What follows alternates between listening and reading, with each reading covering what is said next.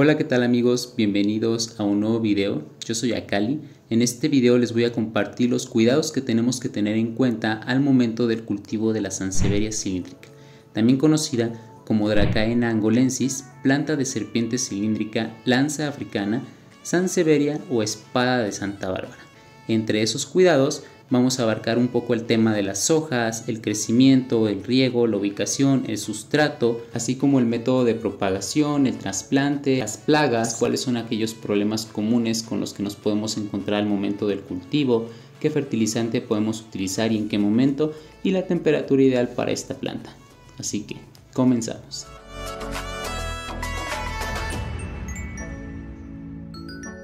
Anteriormente, esta planta se encontraba en el género Sansevieria, ahora ya se incluye en Dracaena.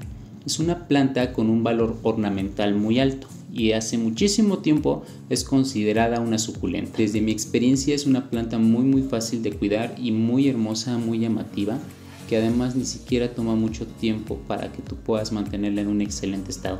Esta planta me costó alrededor de $6, $7 aproximadamente, y la conseguí en la Ciudad de México. Yo soy del Estado de México y realmente nunca la había visto en ningún vivero. Como puedes observar, sus hojas son subcilíndricas, rayadas, alargadas, lisas, un color entre gris y verdoso. Llegan a medir hasta 3 centímetros de diámetro y crecen hasta 2 metros sobre el suelo. Sus hojas son muy rígidas y sus puntas son puntiagudas.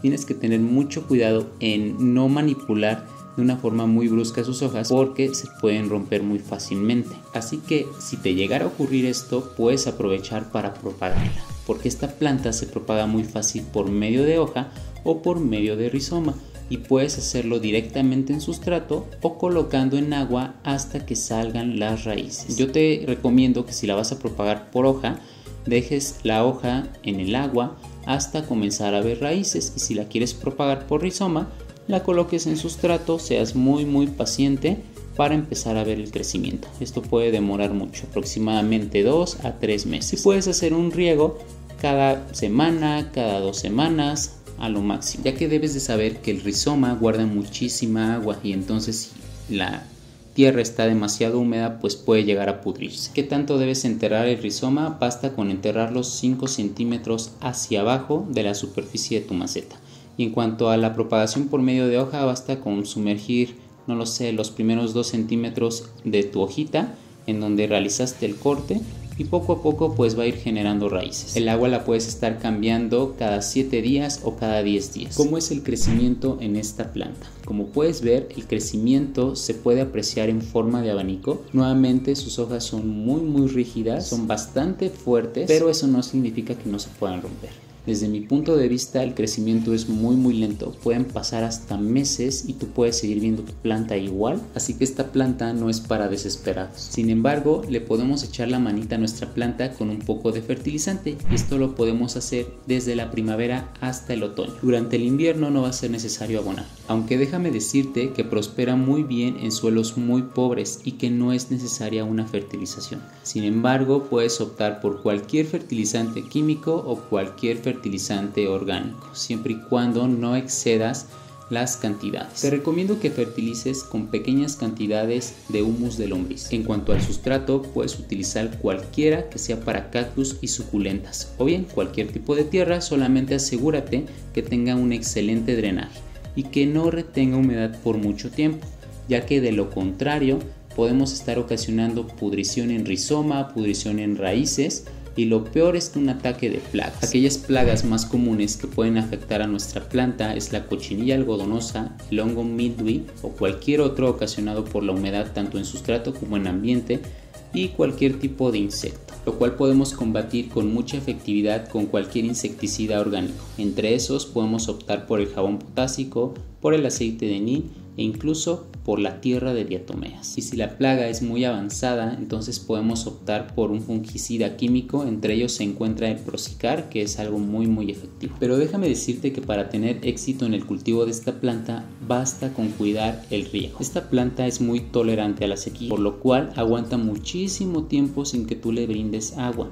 y eso se debe a que sus hojas están llenas de agua. Entonces esta planta está preparada para sobrevivir a periodos muy largos de sequía, ya que la Sansevieria cilíndrica es originaria del desierto africano, un lugar en donde predomina el calor y la sequía. Sinceramente te estaría mintiendo si te diría que tienes que regarla cada semana, cada 7 días, cada 15 días. No.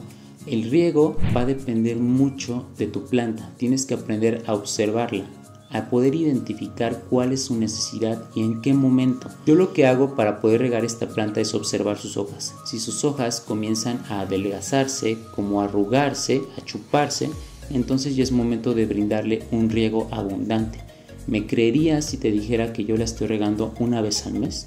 En cuanto a la ubicación, tu Dracaena necesita luz solar indirecta. Eso quiere decir que si la ubicas en el exterior, en un lugar en donde el sol sea directo y muy intenso por un periodo muy largo, puede ocasionarle quemaduras muy graves. Sí puede recibir sol directo, sin embargo, tendría que ser antes de mediodía, ya que después de esta hora el sol ya es más intenso y puede ocasionar mucho daño. Es muy común que esta planta la podamos encontrar en el interior del hogar, ya que es muy fácil poder adaptarla a estas condiciones. Puede estar en tu sala de estar, puede estar en tu habitación, cerca de alguna ventana, y la planta realmente se adapta muy bien. Pero toma en cuenta que no es una planta la cual puedas cultivar en sombra total, ya que el crecimiento puede verse afectado. ¿De qué forma? Pues las hojas pueden estirarse muchísimo, pueden ser muy delgadas y pueden ser muy frágiles. Eso significa que se está estirando para poder encontrar un poco más de luz y poder realizar su fotosíntesis. En cuanto a la temperatura, nuestra Dracaena se va a encontrar súper feliz en temperaturas muy cálidas. Esto entre los 15 y 25 grados centígrados es la temperatura ideal. Para poder proteger a nuestra planta, pues es importante tener en cuenta que no debe de bajar de los 13 grados centígrados, ya que si baja más, pues nuestra planta puede estar en riesgo, y más aún si aplicamos algún riego. Ante estas temperaturas, lo mejor va a ser mantener el clima cálido y el sustrato completamente seco. En cuanto al trasplante, nuestra espada de Santa Bárbara no es exigente, podemos estarlo haciendo cada año o bien cuando creamos que ya es necesario.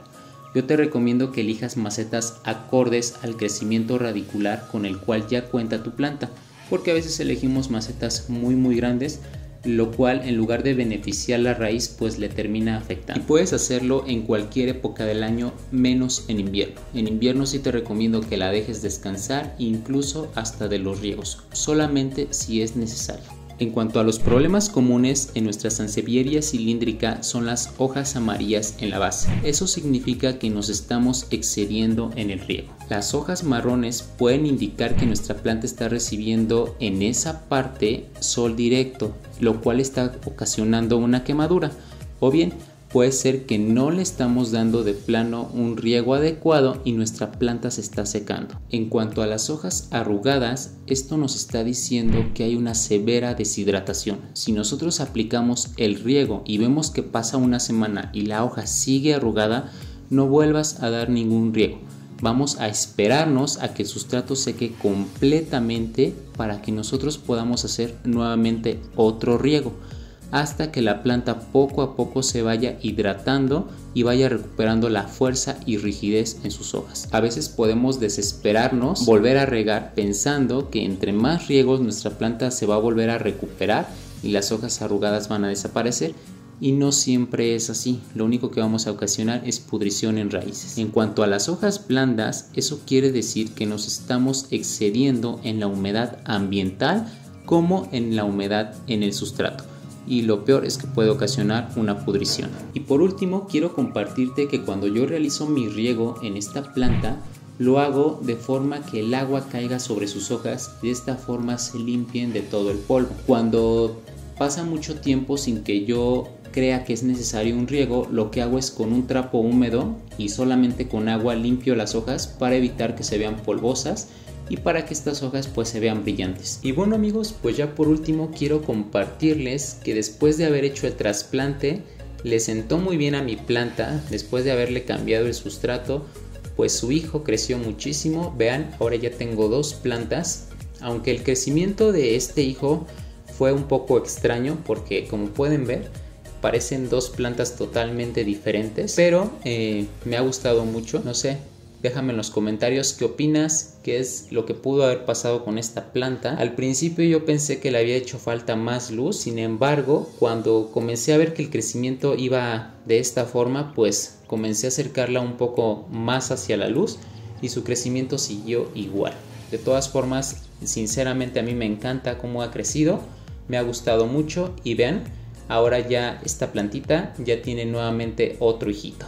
Entonces pronto ya voy a tener 3. Y por cierto, como puedes darte cuenta, esta que es la planta madre ni siquiera ha generado una hoja nueva. ¿Pueden creer lo tardado que es para poder sacar una hoja? Apenas se le está viendo el crecimiento de una nueva hoja, pero supongo que va a tardar muchísimo tiempo para que esta hoja pueda salir. Así que ha dado más rápido hijos que hojas. Y bueno amigos, pues hemos llegado al final de este video. Espero que les haya gustado, que hayan aprendido mucho sobre esta fascinante planta. No olviden dejarme sus preguntas, sus dudas en la parte de los comentarios. Dale like a este video si te ha gustado, suscribirte y por supuesto compartirlo para más contenido. Yo soy Akali y nos vemos en el siguiente video.